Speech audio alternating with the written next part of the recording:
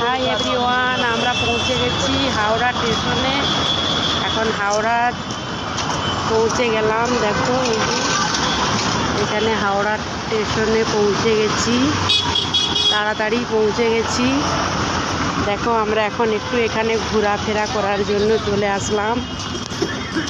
পার্কিংয়ে গাড়ি রেখে দিয়ে একটু ঘুরতে চলে আসলাম। চলো একটু ঘোরাফেরা করে নেব।